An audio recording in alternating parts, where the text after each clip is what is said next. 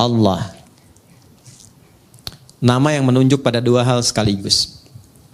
Satu, sifat ketuhanan. Yang kedua, pusat penyembahan. Ya, sifat uluhiyah, ketuhanan, dan ubudiyah, penyembahan. Duanya ditemukan, kedua makna ini ditemukan dari Allah sendiri di Quran surah Thaha, surah ke-20 ayat ke-14. Perhatikan kalimatnya. Innani anallahu. Sayalah Allah, kata Allah. Apa makna Allah itu? Satu, la ilaha illa ana. Enggak ada Tuhan kecuali saya. Itu sifat ketuhanan. Jadi kalau sudah la ilaha illallah, enggak boleh menuhankan yang lain. Jelas ya? Harus ke Allah saja. Enggak bisa mengatakan lisannya semua agama sama. Kita menghormati, bedakan dengan penghormatan ya. Ingat. Ya, bedakan dengan penghormatan. Kita menghormati keyakinan orang lain. Enggak boleh kita menyakiti. Tidak boleh melecehkan, tidak boleh menghina. Ingat itu ya, tidak boleh menghina. Di Islam itu menghina keyakinan orang haram hukumnya. Mencela haram, tidak boleh. Kita sudah tuntas dengan masalah toleransi itu tuntas. Kita punya ayat lakum dinukum waliyaddin. Maksa orang masuk Islam tidak boleh. Ini sedang ada bencana misalnya. Wah, ada banjir badang macam. Datang kita ke situ. Ya. Kemudian kita bikin makanan karena butuh makanan pokok, kita buat di sini. Rumah RKM Musyawarah bikin biskuit. Mereknya merek syahadat la ilaha illallah. Dengan harapan ketika dimakan langsung masuk Islam. Itu dosa, nggak boleh. Ya, baik dari paksaan halus apalagi kasar. Yang kasar tuh ada. Dikasih obat yang dosisnya tinggi. Nanti minta lagi, harus pindah agama. Ya, kalau enggak dikasih obatnya. Itu pernah terjadi di beberapa tempat di Afrika, ada yang begitu. Ya. Nah, itu tidak boleh. Di Islam kalau ada yang begitu nggak boleh. Anda dokter nih. Ada pasien non-muslim datang, dikasih obat yang sengaja dosisnya tinggi supaya datang lagi.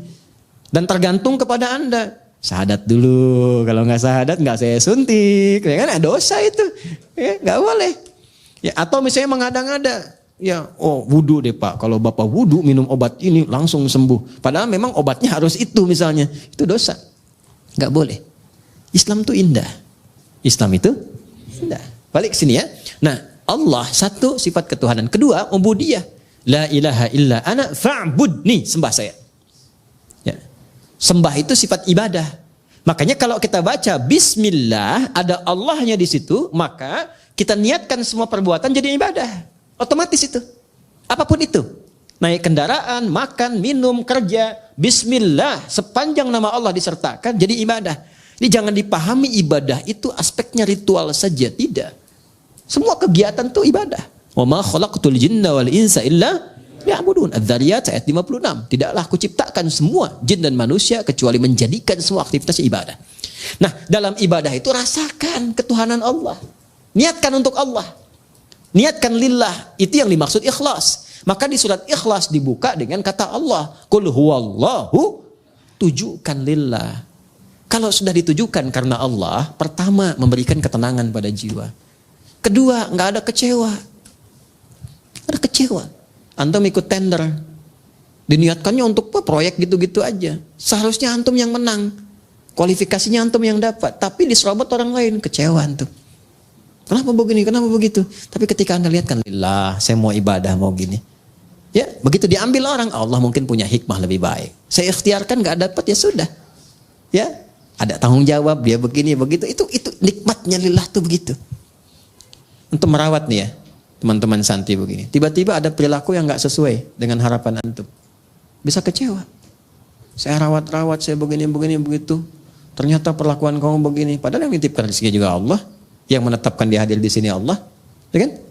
Maka ketika muncul sifat itu, hilanglah kemudian keberkahannya.